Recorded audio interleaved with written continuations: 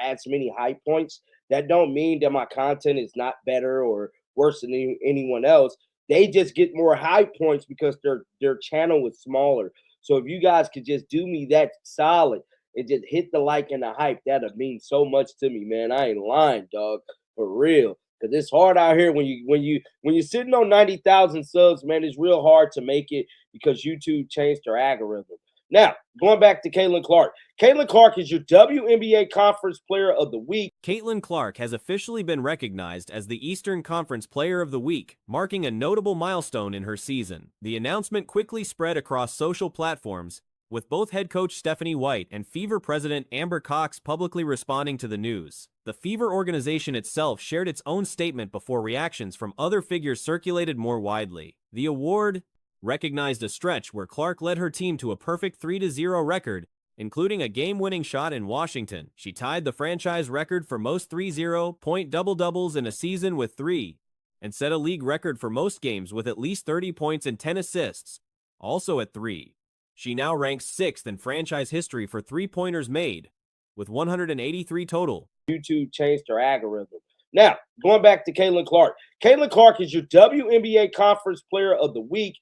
3-0 record, game winner in Washington, tied franchise record for most 30-point double-double, which is 3. WNBA record for the most 30-plus points, 10-plus assist game, which is 3. 6 in franchise history in three-pointers with 183. Recorded 10th career game with at least 25 points, 5 three-pointers, 5 assists, second most in what? WNBA history, or should I say her story, baby. This marked her 10th career game with at least 25 points, 5 made threes, and 5 assists, the second most such games in WNBA history. Fan reaction was immediate and largely celebratory. Several comments praised her for earning the honor, despite earlier criticism suggesting she was struggling or finished. One commenter referenced her playful, animated personality on the court as part of the appeal. Others congratulated her while looking ahead to her upcoming signature shoe release, calling her one of the top point guards in the league, though a few balanced the praise by pointing to turnovers, missed shots, and defensive lapses as areas needing improvement. Alongside the celebration, there's been a noticeable rise in criticism directed at Clark from both media commentators and a portion of the fan base. History, or should I say her story, baby. Caitlin Clark. Now y'all know the fans immediately got in up on this. Somebody said, by the way, hold this El Goofy. Yes, yes, yes. Congratulations to Caitlin. It was rightfully deserved and not bad for someone who was supposedly washed up in a bus, laughing us off. Keep front up fun. See, God, I'm kind of have to bleep myself during the curse words. I ain't gonna lie to you. But it goes on to say, congrats to CC. Looking forward to your new shoes. Help the team win. The volume and intensity of negative commentary surrounding her have reportedly reached a new peak recently, surprising even those who regularly track public sentiment toward her. The league's official promotional clip highlighted some of her recent highlights, including a deep catch-and-shoot three-pointer, with the video labeling the play as a standout moment. Separately, footage emerged of Stephanie White and team executive Bridget January making a brief special announcement to the team regarding the Eastern Conference honor. Some viewers noted that neither White nor January appeared particularly enthusiastic in the clip, with several pointing out their expressions seemed flat or unhappy given the occasion, with comments suggesting White should have shown more visible excitement. Viewer comments under that clip ranged from amused to pointed, with some calling out the seemingly low-energy delivery of the announcement despite its positive content. Amber Cox also addressed the achievement directly online, expressing pride in Clark's performance over the week. New shoes. Help the team win. CC, best point guard. Don't forget that. Loads of turnover, missed fouls, getting chopped up. Defense. I don't know. But something I've been noticing, y'all, is there has been a lot of people hating on Caitlin Clark. I'm talking media people. I'm talking fans turning rogue. I don't know what it is. But this hate that Caitlin Clark has been getting, like... Reaction to Cox's comment was mixed, with some fans suggesting Clark was succeeding in spite of coaching decisions rather than because of them, arguing that White's system wasn't built to maximize her scoring ability and criticizing the offensive structure under her leadership as ineffective. Other comments called for the front office to pursue a defensive-minded big man, expressing skepticism about current roster options at that position, while also raising questions about whether the team had formally reported physical contact incidents involving Clark to the league office, and pushing for more public acknowledgement of fouls that go uncalled against her. One fan recalled that White had previously pulled Clark from games early following public criticism, questioning what happens competitively when the franchise's top player isn't given consistent control of the offense, with several echoing concern that Clark was being overworked without adequate structural support, calling for the offense to run more consistently through her. Attention also turned to Clark's upcoming signature shoe line, which received a new teaser from Nike. The latest reveal showcased what appears to be the outsole design, featuring a blue and silver color scheme. Fans reacted enthusiastically to the preview, with many pointing out a double CC detail integrated into the Nike swoosh logo, debating whether the design intentionally incorporated her initials into the checkmark. What it is, but this hate that Caitlin Clark has been getting, like, I've been used to reporting on the hate with her, but the hate is just at an all-time high right now. Is it just me, or have you guys been noticing the ultimate hate towards Caitlin Clark? Because there has been so much hate towards Caitlin Clark. My God. Like seriously, it's been crazy how much hate this young lady has been enduring. It is diabolical. Several commenters referenced an earlier clip where Clark herself mentioned a fresh blue colorway, fueling speculation about the eventual full release. Fans expressed growing impatience after roughly 2.5 years of anticipation, with some pointing out a visible lace hole detail in the upper right portion of the shoe design shown in the teaser. Speculation also emerged comparing the silhouette to past Kobe Bryant signature models, with some fans suggesting the design direction closely resembles that line, citing Clark's known fondness for that shoe during her own playing development. There's a genuine sense of surprise that this actually happened. Honestly, real surprise that the league actually followed through on it. 7 assists and 4.5 boards per contest. Diabolical, bro. Now, this is the video that the WNBA put out. Let's roll it. And Clark hits a deep three. Catch and shoots. Big triple. Caitlin Clark. Iconic.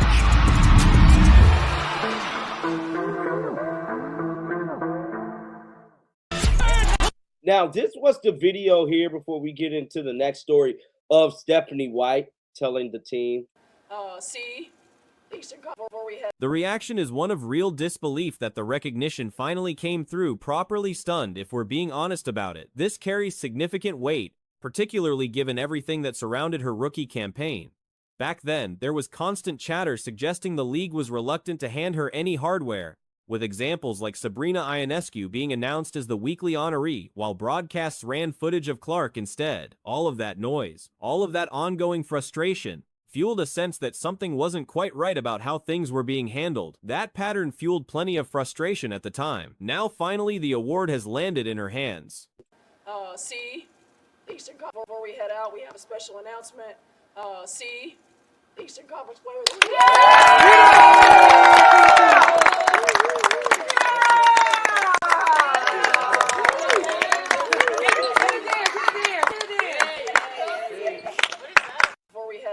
Is it me, or does Breon January and Stephanie White look mad that she got this? Special announcement. Happy. You're supposed to be happy, Stephanie. Indiana went 3-0 during the stretch. She delivered a buzzer-beating winner, and she matched a franchise record for 30-point double-doubles. There's an instinct to ask whether she's the only one to ever do that, but obviously someone else must hold that mark too. Trying to think of who else might hold that record for the team, Tamika Catching seems like the obvious guess. Beyond that, she now holds the league record for most games with 30 points and 10 assists and sits 6th in franchise history for made three-pointers, which is a notable accomplishment for someone barely a season and a half into her career. That's a fairly wild detail to sit with, given how early she still is in her career timeline. She also tied the mark for 10 career performances featuring 25 points, 5 made threes, and 5 assists, putting her second all-time in WNBA history for that specific combination.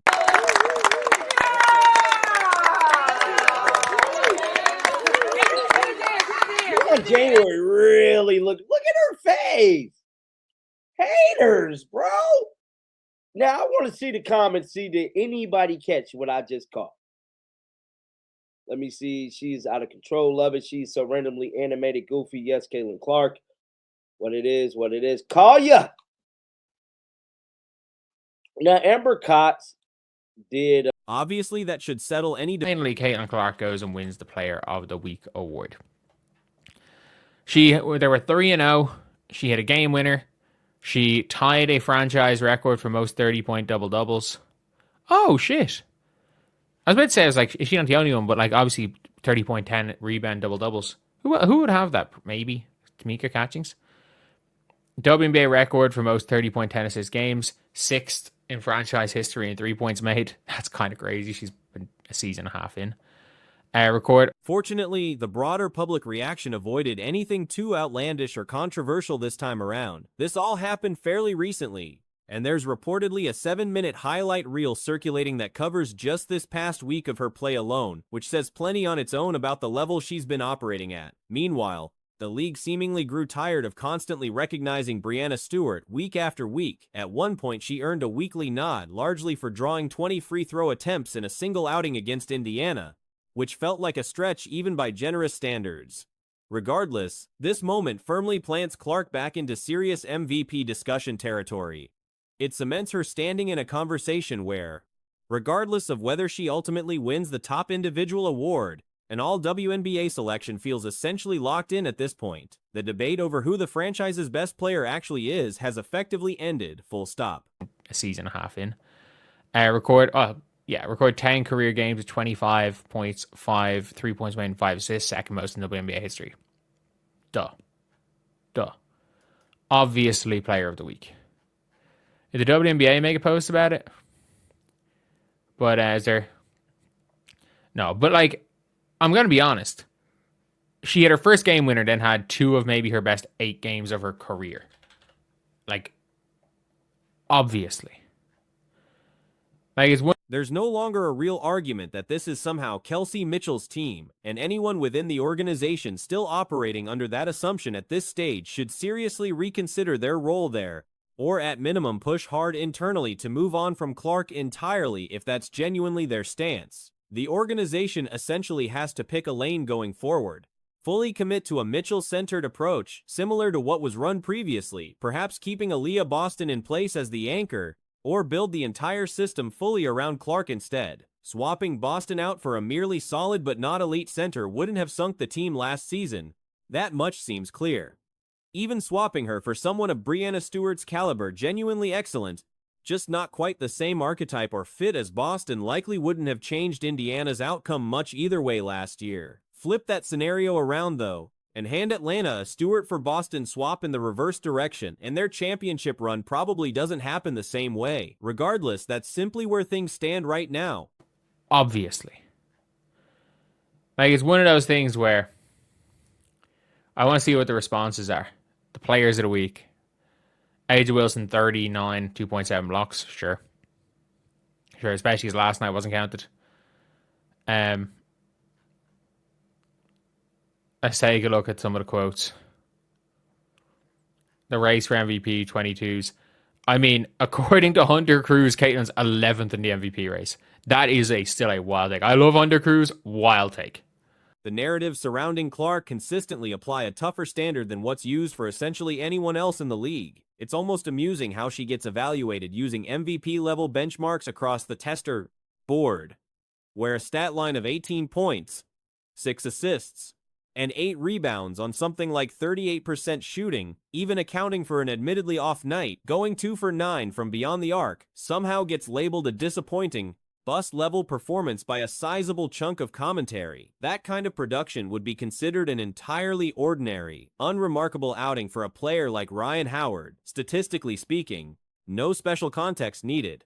The counter-argument tends to be that nobody's calling Howard an MVP frontrunner in his sport, but plenty of voters and analysts actually rank him above Clark in this year's MVP race, which says something fairly telling about the inconsistency baked into how these conversations get framed depending on who's involved. Funnily enough, this particular stretch likely ranks as only the 3rd best week of her career to date, All things considered, there's still lingering frustration over how she got snubbed heading into the Olympic break last year, not earning recognition during the week she set the franchise assist record, or when she single-handedly willed the team past Washington on her own, or during the eventual win over the Minnesota Lynx that followed shortly after. Never a doubt. Oh, thank God. Thank God there's no crazy shit yet. There's no crazy shit yet.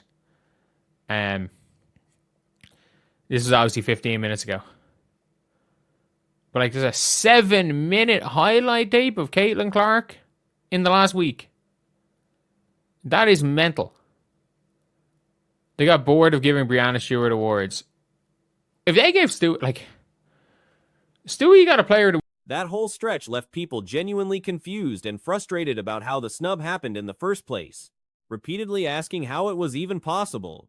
It's an interesting wrinkle. Looking back on that period, there was a stretch where she took home 3 consecutive weekly honors in a row, prompting some to suggest the voters should have thrown one of those to Mitchell instead, especially after a 2 7-point game Mitchell put up during that exact span. It felt almost like an overcorrection for the earlier snub. Awarding her 3 straight when spreading the recognition around a little more evenly might have made more practical sense at the time. All that said, this week's performance, capped off with some celebratory candy and a satisfied reaction upon hearing the news, marks her first weekly honor since her debut season, exactly the kind of feel-good moment fans want to see after everything that's come before it.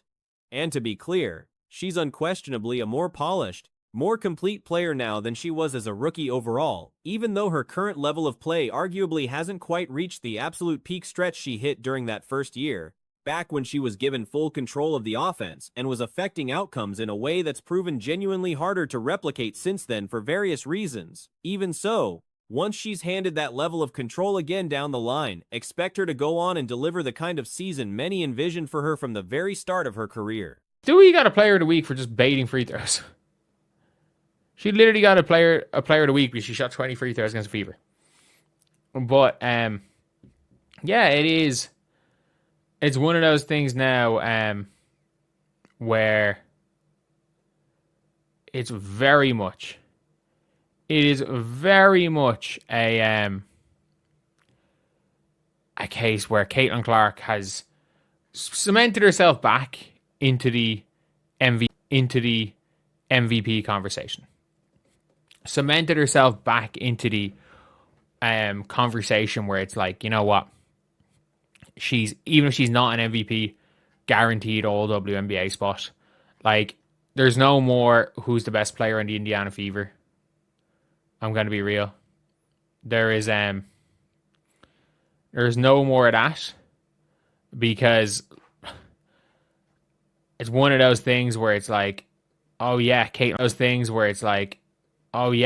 Clark is it's actually Kelsey Mitchell's team. And if there's anyone in the Indiana Fever organization that thinks this is Kelsey Mitchell's team and wants to build around Kelsey Mitchell, please either leave your job or try to convince them to trade Caitlin Clark. It's got to go one of two ways. You either got to fully commit to the Kelsey Mitchell system, which is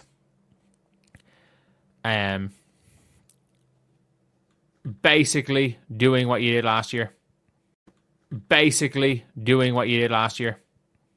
Maybe you can keep Aaliyah Boston, but if you replaced Aaliyah Boston last year with I'm trying to give just a random center. That's good.